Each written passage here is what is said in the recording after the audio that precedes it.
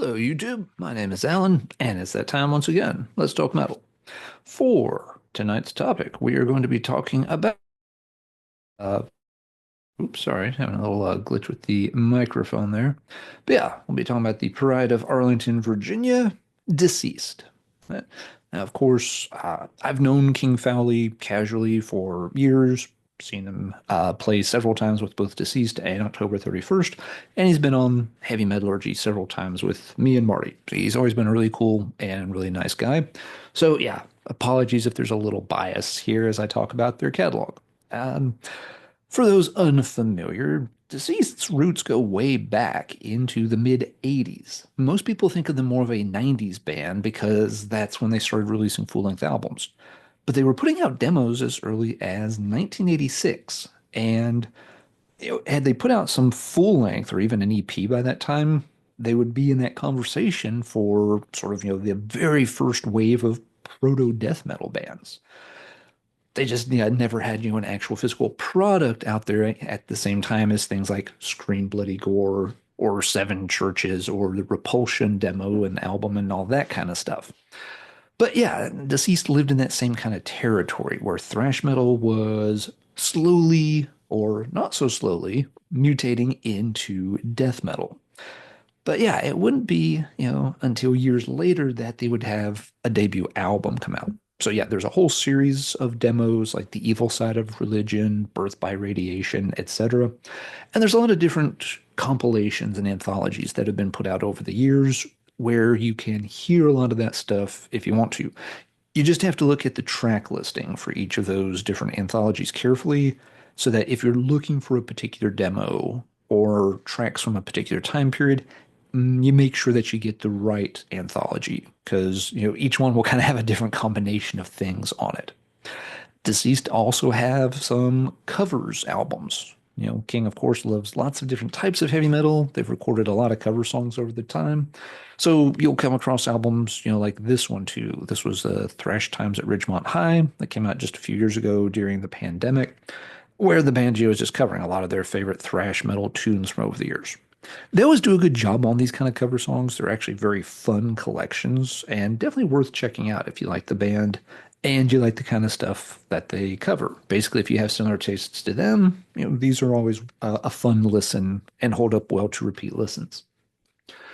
But yeah, so even though the band was recording demos and stuff through the mid and late 80s, it wasn't until 1991 that their debut album came out. Sort of a fun trivia note, Deceased were the first band signed to Relapse Records, and the debut's released in 1991. It was called, of course, Luck of the Corpse. Very distinct cover with the still taken from the old horror movie Black Sabbath. I think that one came out in the 60s, 68 or something, I'm not sure.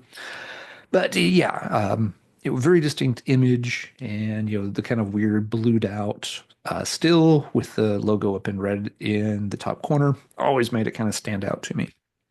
At this point, Deceased is still sounding a lot like a death metal band, but they've got sort of a cruder, more primitive sound to them.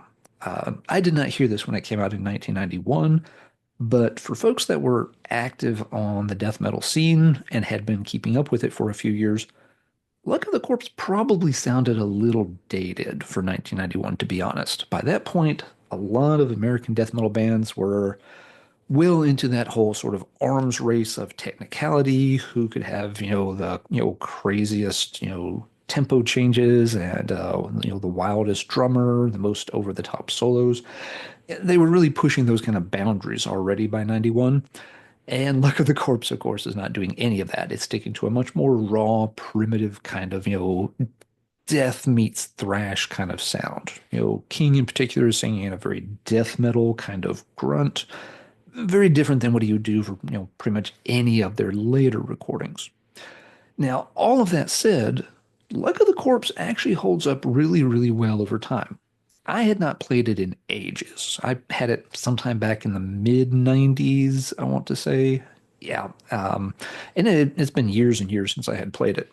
But listening to it some lately, I was really pleasantly surprised at how well it holds up. Even though, it is, sort of a basic recording, it has a certain charm to it. And that's something you can say about all of Deceased's recordings is that there's a lot of their personality in the music, and it always manages to come through really well.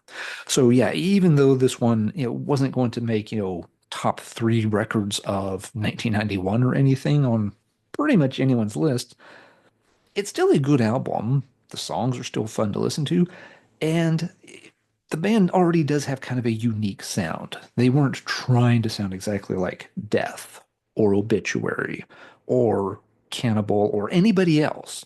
They were already kind of a unique entity on the death metal scene. And for my money, that definitely counts for something because it was a scene that got congested with a lot of bands all aiming for the same sound very quickly, which was a reason I got kind of burned out on death metal by the mid 90s. But Deceased weren't like that. So even though it's not, a technically masterful sounding album, it's a very good album and a fun one that has withstood the test of time. And the band at this point features, of course, King and Les Snyder. They've been in the band the whole time. You've got Mark Adams on guitar, and the second guitarist, I forget his first name. Last name's like Souther. Let's double check that here. Yeah, Doug Souther on guitar. So starting out as a four-piece, but yeah, already, key characters in place there. The band doesn't go through many lineup changes over the time. It's been a pretty consistent core of King, Les, Mark for a long time, and another guitarist that would come along on album number two. So, my introduction to the band as we head towards the second album was actually the Death is Just the Beginning 2 compilation. Yeah, this was a big one for lots of folks. It was a chance to check out lots of bands that were associated with Relapse and such. And on volume 2, Deceased featured the track The 13 Frightened Souls, which is the title track from one of their EPs. Cool song. I liked it a lot. I thought it was one of the better tracks on that compilation. And so that's kind of where I started, checking into the band. When album number two came out, The Blueprints for Madness, I picked it up pretty much as soon as I found it. I got lucky and one of the local stores did stock it, and so I picked it up right away. Don't have a physical copy, so we'll stick to the phone right now. But yeah, very distinctive and pretty cool Wes Bonscoter art. Yeah, always a very kind of, creepy type of image, but very distinctive. And this album sees Mike Smith join the fold, and you get that kind of classic Deceased lineup of Mark and Mike on the guitars, with King and Les doing the rhythms. This album, I gotta say, has never quite worked for me.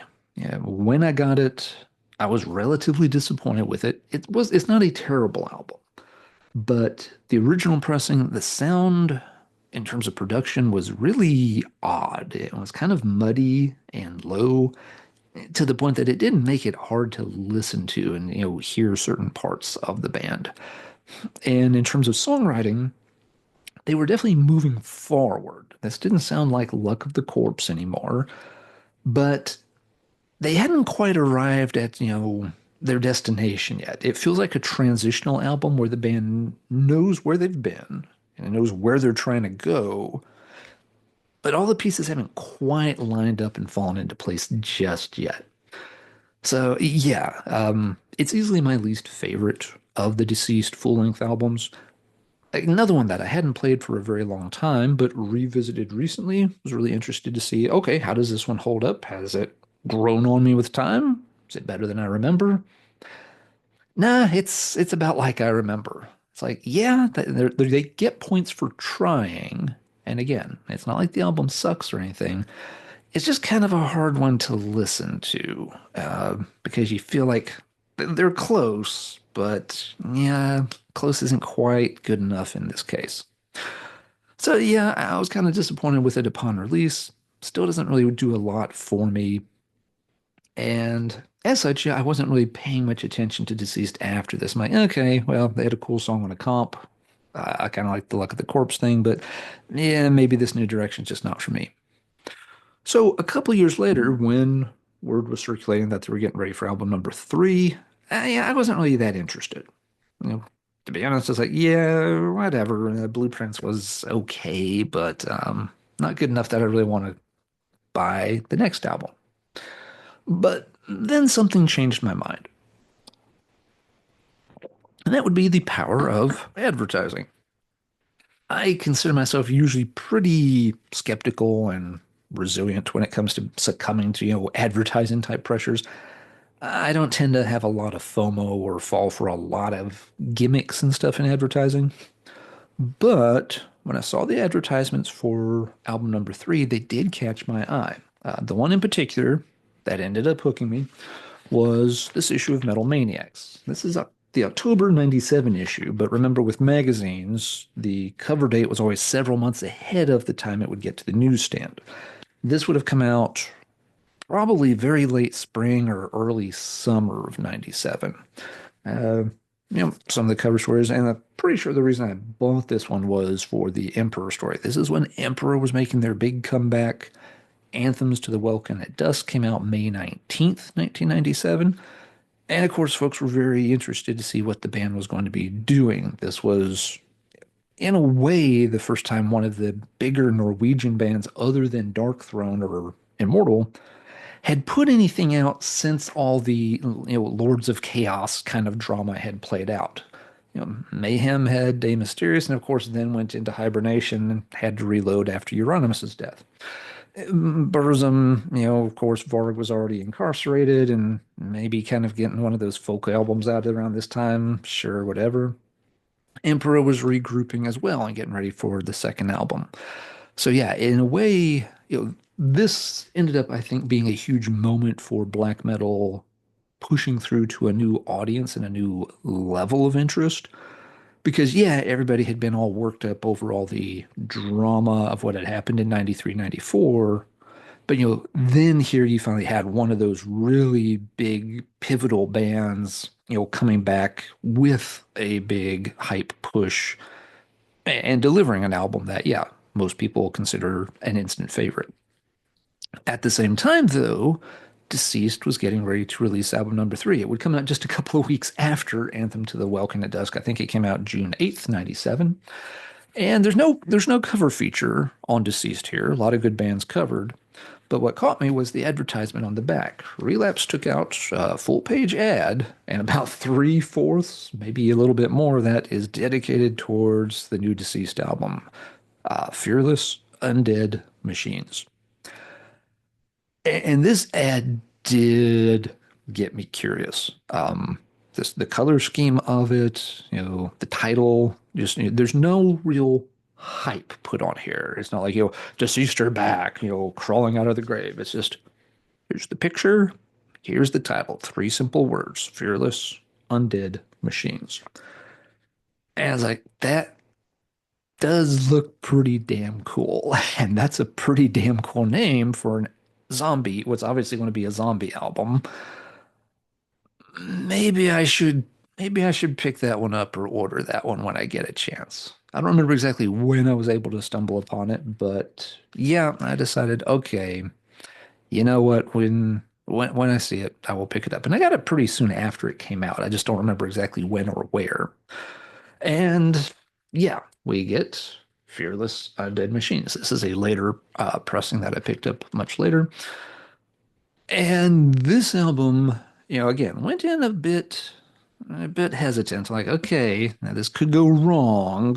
Again, Blueprints had not done a lot to win me over, but I'm going to take a chance on it.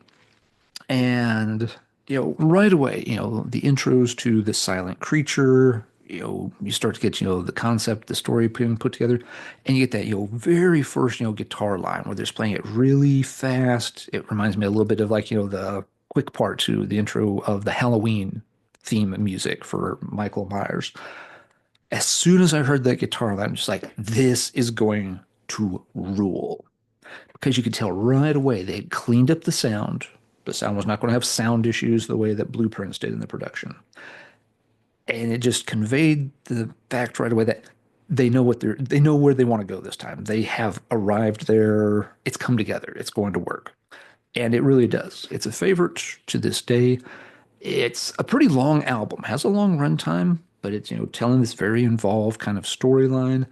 It's, obviously sort of an homage to Romero's, Day of the Dead, Dawn of the Dead series.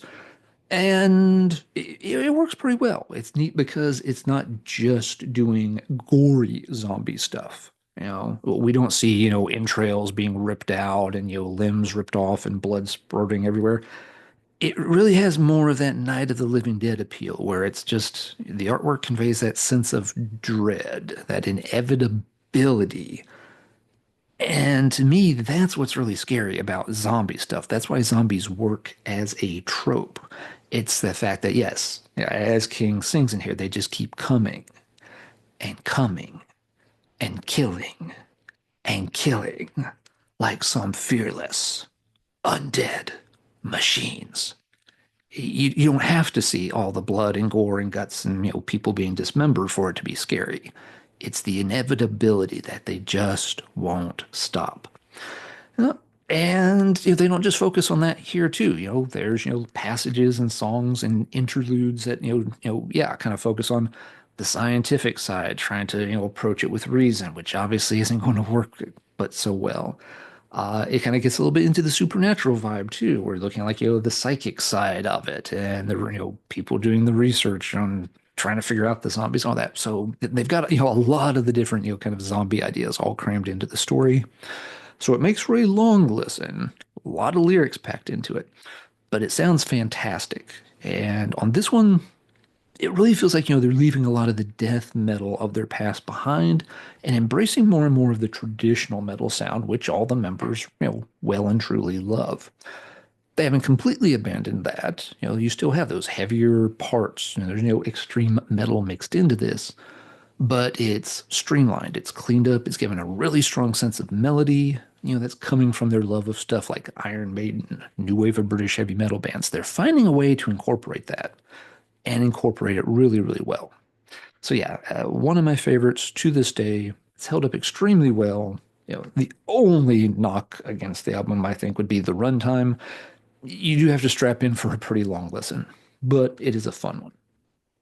All right, this album did incredibly well for the band. There was a lot of excitement as you headed towards their next album. And in between these two albums is when, I first, got to see Deceased and, got to chat with King. Also chatted with Mike Smith a lot back in the days when people were on like the Metal Maniacs board and the Lapland Metal Forum. Again, they were always very nice guys, very cool, very down to earth, great knowledge of heavy metal. So yeah, they were always fun to chat with. Let's see, the next album will come out. Okay, it is 2000. I always wanted to say it's a little earlier than that.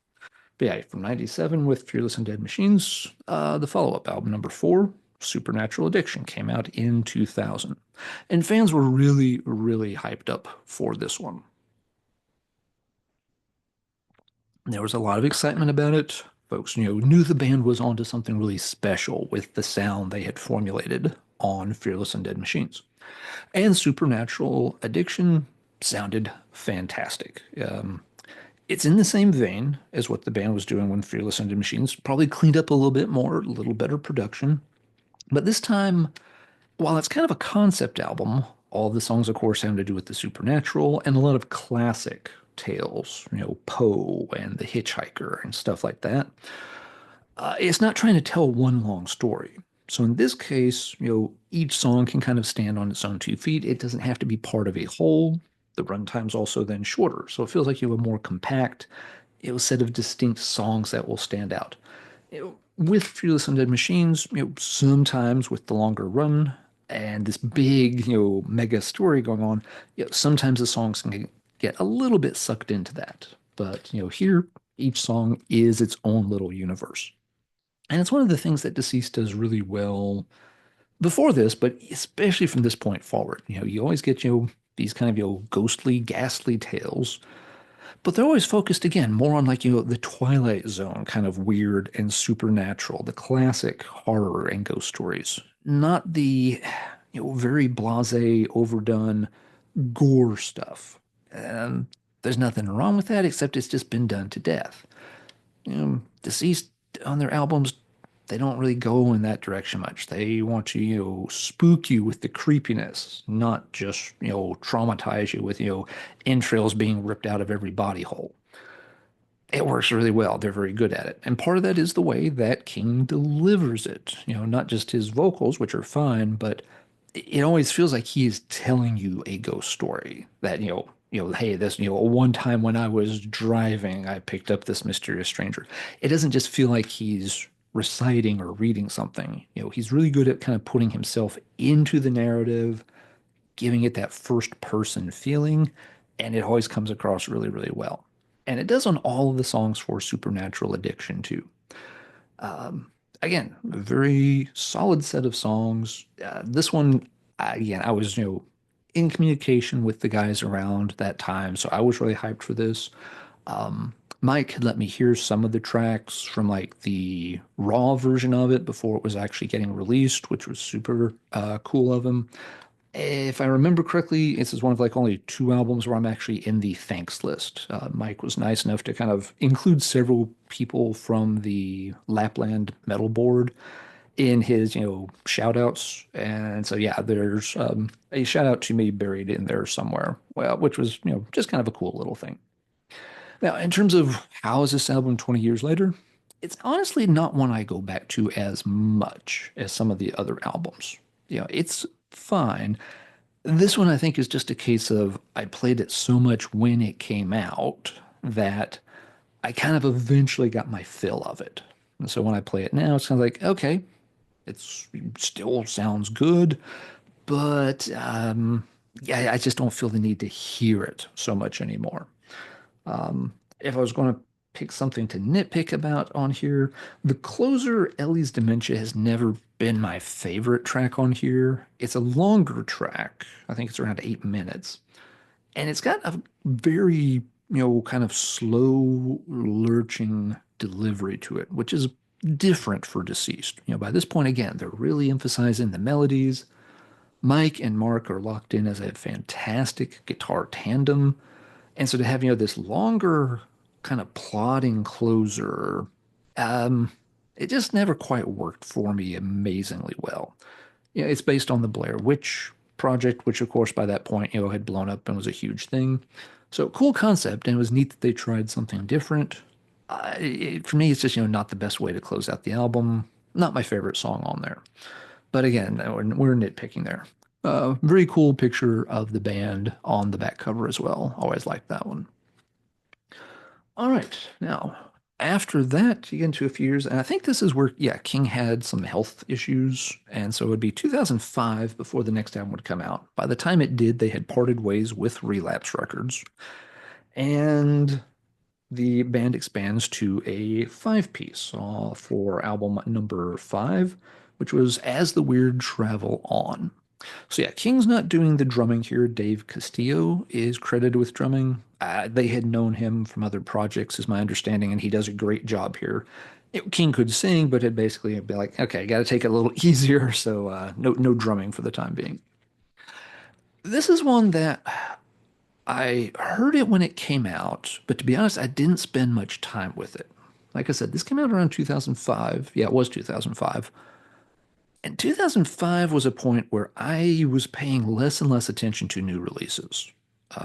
Just in my sort of heavy metal journey and cycle, I had kind of cycled back towards listening to a lot more older stuff. I was making another, sort of excavation into a lot of underground 1980s stuff around 2005. So, new releases, I was kind of keeping up with what came out, but there weren't a lot of them I was picking up. And when I did, it's like, okay, yeah, played a couple of times and, then go back and look for some other thing released in 1986 that nobody's ever heard of. It's just where I was at in terms of metal at the time. So I didn't spend much time with As the Weird Travel On. I had also relocated, so I wasn't seeing Deceased play live much anymore. I wasn't on the, Lapland board as much by that point. Through the 2000s, I kind of slowly, distanced myself from that. The board was a lot of fun in its heyday. Unfortunately, like a lot of boards do over time, it kind of started to generate, people got bored. Everybody knew everybody's opinions about metal stuff, so it started becoming more and more about politics and other conversations, and that got to be a real drag because, of course, everybody just started arguing. It was also a closed forum, so you never really had new people joining because they couldn't join. So it really was you were locked in, a room with the exact same people over and over, and the conversations just became very stale. So yeah, I wasn't really, keeping up with King and Mike as much either. So yeah, this one just didn't get a lot of attention at the time. Coming back to it over the years, yeah, it's actually quite a fantastic album. This one again focuses more on that kind of, love of traditional heavy metals injected in here extremely well, but it still feels like a Deceased album. Deceased always feels like, there's plenty of thrash in there. There's always the death metal-ish elements that are part of the mix too, but it's all built around, a traditional heavy metal framework, just played fast and loud and of course draped in all this, spooky horror stuff. So yeah, this is one I wish I had spent some more time with it when it released. It just I didn't give it enough time to fully sink in and click, but it is a really, really good album, and I'm glad that I'm rediscovering it much later. So that's 2005, and again, around this time, Deceased, they're still doing EPs, still touring and stuff like that. But there's sometimes things are coming out on different labels. Not always easy to keep up with what's coming out from where from when. And again, I was just in a phase for several years there where I wasn't keeping up with new metal much. So I completely missed the next album when it came out, which was album number 6 in 2011. And that is Surreal Overdose. And I always tend to get this title mixed up with Supernatural Addiction, both two-word titles, both beginning with the letter S for the first word. So I will probably mess it up sometime before this video is over. We will see. So yeah, I only have picked this one up in more recent years. It was the one album that I just, yeah, completely kind of missed. Did not pick it up when it came out. And it's a shame because it's one of their best. With this album, now this one, Mark has parted ways with the band. So here's one of those rare times where Deceased has a lineup change, and Sean, I'm guessing it's pronounced something like Fugel, is in as second guitarist. And he doesn't miss a beat. Again, Mike and Mark were an incredible guitar tandem, but Sean fits here absolutely great as well. And this album sees the band really lean into more of their thrash and speed metal roots. There's still obviously that, overhanging death metal aura about it, but it's never the focus on these albums. The focus is always on Deceased sounding like Deceased, and just different elements kind of come to the front on different albums. This one, it's more the thrash, more the high velocity kind of stuff. And it makes for a fantastic listen. Great album, pretty much start to finish. Um, yeah, this one, clicked with me instantly when I finally did get around to hearing it, which is something I should mention. Some, Deceased albums I like right away. Surreal Overdose, Fearless Undead Machines, um, Supernatural Addiction. Others take a little time to sink in with me. It's just the way they go. Deceased albums can be deceptively complex. They're not a tech band. They're not trying to do anything like that, but they do have a lot going on. You've got great guitar work from both guitarists all the time. King's obviously a very good drummer. And, the lyrics are telling all these cool stories, so they're definitely a band where you want to spend some time just paying attention to the lyrics. And Les always, has good bass lines in the back. Sometimes, he gets overlooked, which is a shame, because yeah, he's not just standing there keeping time. There's little interesting things going on in the bass as well. So yeah, sometimes it just takes a while to let all those different layers sink in. But Surreal Overdose, a great album. I think, it's a good one to recommend for people to start with if they're not familiar at all with Deceased. All right. Album number 7 takes a few years to come out as well. I'm thinking it's 2017. So we're kind of like on roughly a, yeah, like 6, 7 year cycle for these albums. Or wait, no, it's 2018 for the next album, Ghostly White. And with Ghostly White, this is another one where King's not behind the kit. So Dave Castillo is back in on this one. And so it's one of those rare times that they were acting as a 5 piece, like the picture on the back where it shows all 5 of their faces in the different windows on the kind of haunted house thing. Um, Ghostly White's a bit interesting because it has a different production. On all the albums, since Fearless Undead Machines, the production kind of been getting better, cleaner, everything sounding great. Ghostly White feels like it's got a different kind of production. It's not bad, it's not distracting in any way, but it feels like the band wanted something maybe that was a little bit dirtier, a little bit more raw or live sounding. Not really sure the best way to describe it, other than it doesn't have the same exactly, really clean and clear feel that the past several albums had had. Nevertheless, it's still a really good set of songs. Dave, when he filled in on drums on these two albums again, did a fantastic job. You can maybe, if you're really into drums, you would tell it's not King playing, but there's no drop off in quality just because it's not King playing. So yeah, this one, this is one of those albums that took, a few listens for me to get into. So I was like, okay, it's still Deceased doing Deceased. It doesn't focus on the speed or thrash elements so much as Supernatural, or there it is. I knew I'd mess it up. Not focused on the speed or thrash as much as Surreal Overdose did. This one feels like they're just balancing things a bit more. If anything, maybe a little bit more of the gruffness or extremities coming back to the front. Not nearly to the extent of the first two albums, but maybe the most since Fearless Undead Machines. So, a good album with that one. And from 2018, again, we had to wait about 6 years for the most recent album, which uh, had the promo for when it came out. Marty ended up reviewing it for Heavy Metallurgy instead of me, but that was fine. He did a great review of it. So yeah, I don't have a hard copy of it at the time, but this album that came out last year, Children of the Morg. And this one has another drummer. Dave Castillo sadly had passed away. And this one is Arlo. No, Amos, sorry. Amos Rifkin comes in on drums here. So still working as, a five-piece overall, still with, Mike and Sean on guitars. King, of course, still there, along with Les. And Amos does a great job with the drums on this album. So yeah, this is one that, again, like it out of the gate, but took a lot of listens to, have it sink in some more.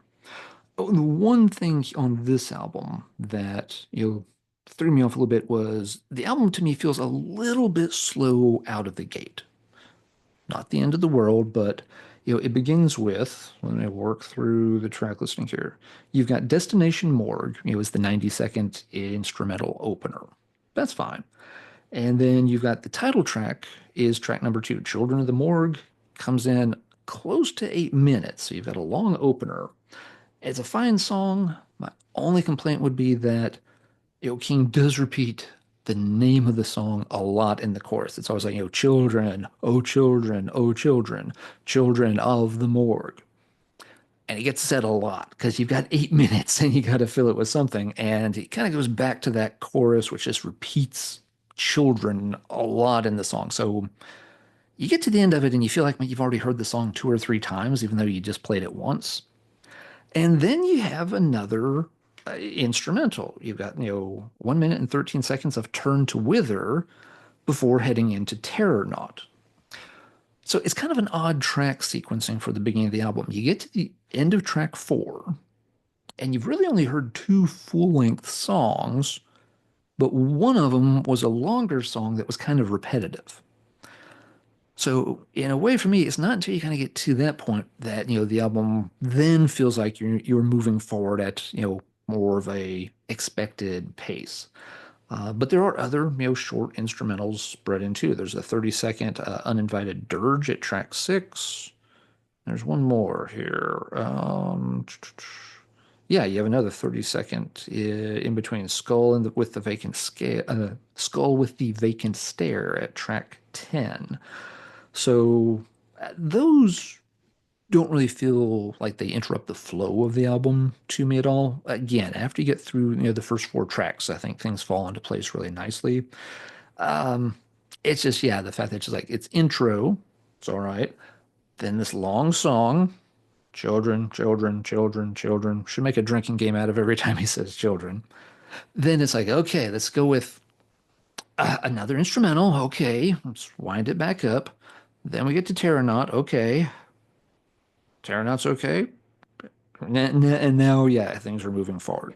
So that would be my only complaint with Children of the Morgue. I feel like, just takes few songs before you finally kind of get it into gear and it runs very smoothly after that. And so, yeah, that is the Deceased album catalog.